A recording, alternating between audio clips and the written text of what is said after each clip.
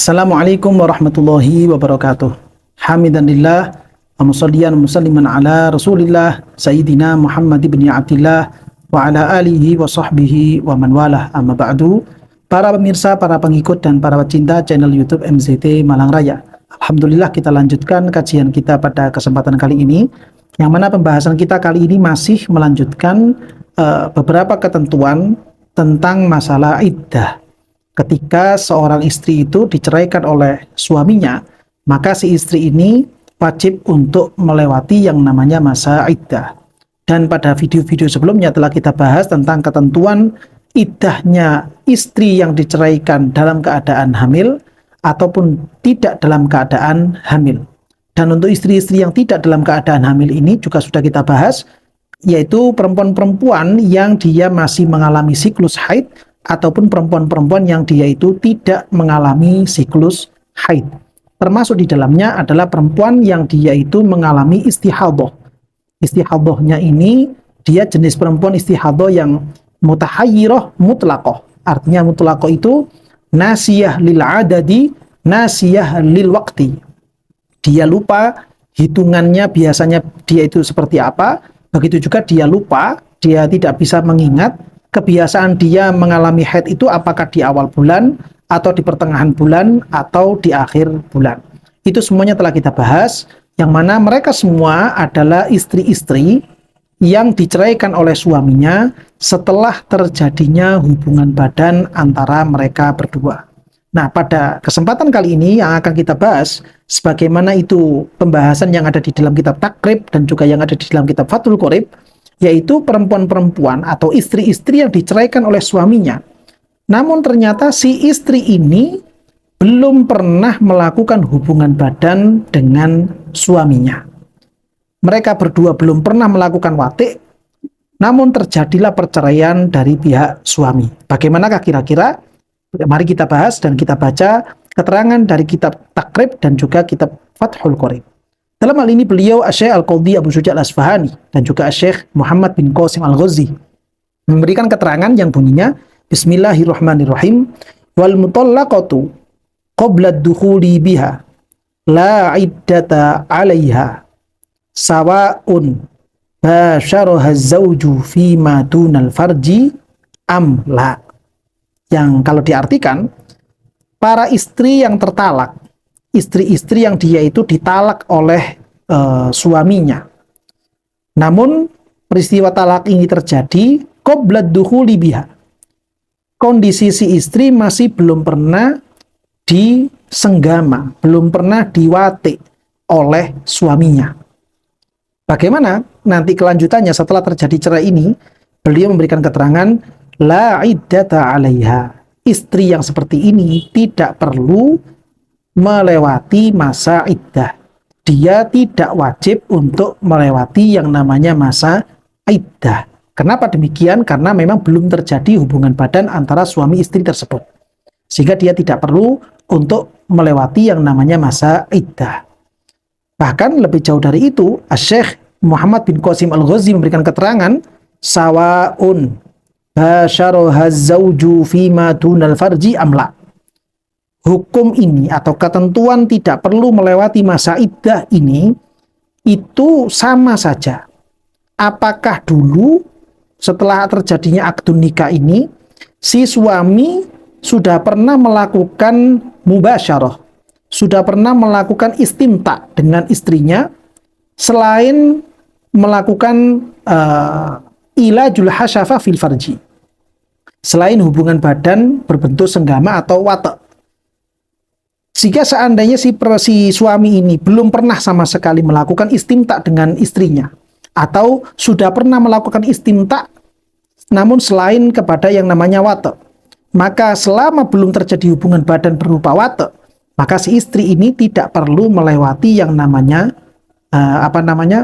iddah, tidak perlu melewati masa iddah, baik itu menggunakan salah satu quru dengan menggunakan penghitungan 3 kali masa suci atau menggunakan penghitungan bulan. Tidak perlu melewati yang seperti ini. Dengan catatan juga yang perlu diketahui adalah si suami ini memang kalau untuk kemaluan bagian depan dari si istri belum pernah melakukannya. Lalu bagaimana dengan kemaluan yang bagian belakang melalui dubur?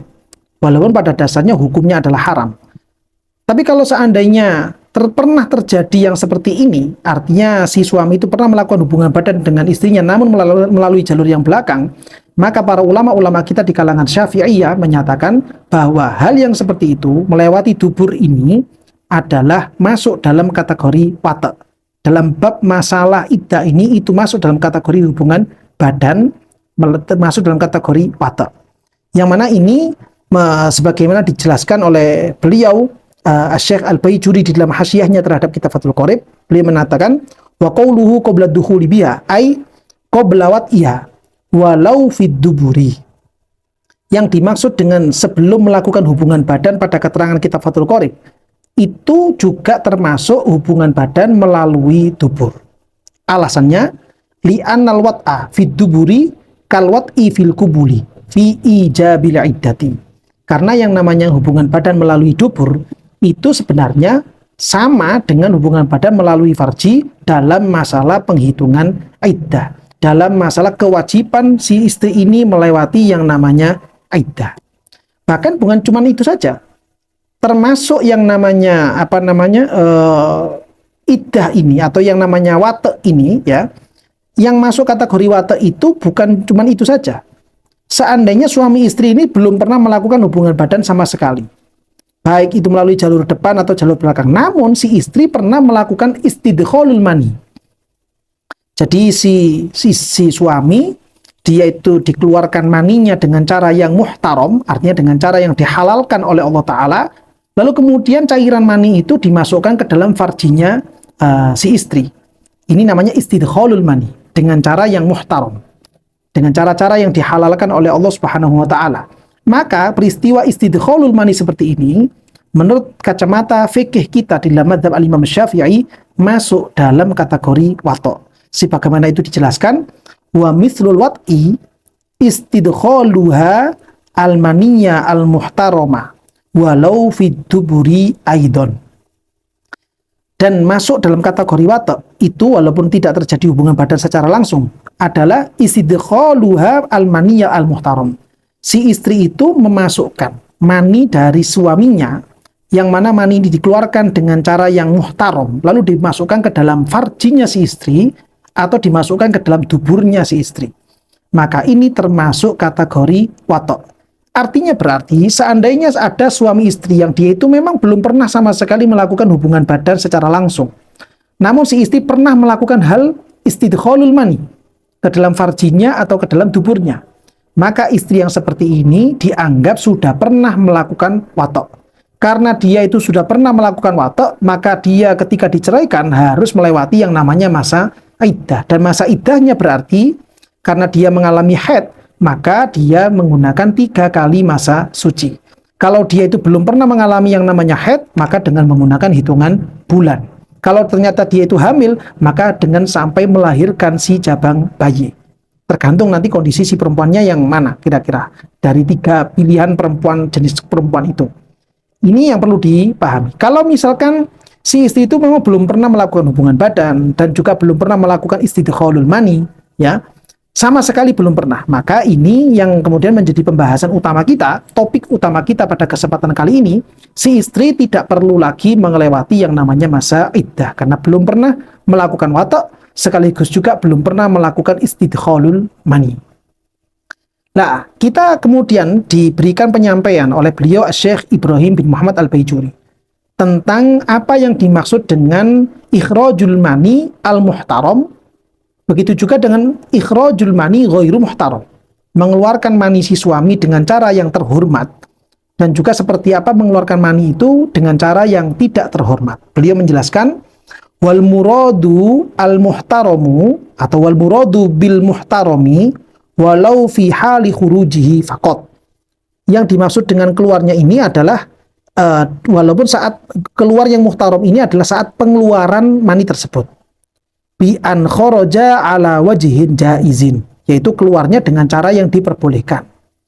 Bi khilafi ghairil muhtaram, Bi khilafi ghairil muhtaram. Berbeda kalau keluarnya mani ini dengan cara yang tidak muhtaram, tidak terhormat.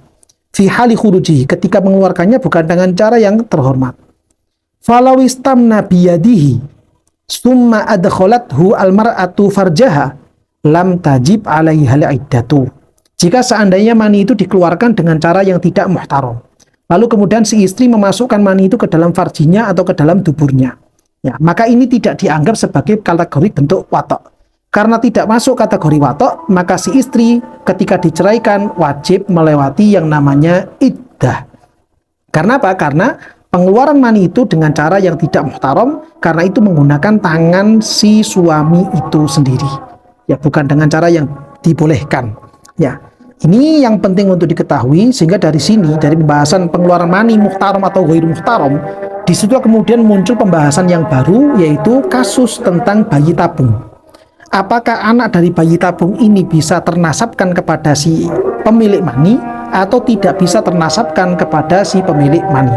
Untuk membahas masalah ini, termasuk juga tentang masalah egg freezing, ya, atau tabyidul buwaidah, itu ada pembahasan yang khusus dan tidak mungkin akan kita gabungkan dengan pembahasan yang saat ini, dan insya Allah akan kita bahas pada kesempatan yang berikutnya lagi, insya Allah.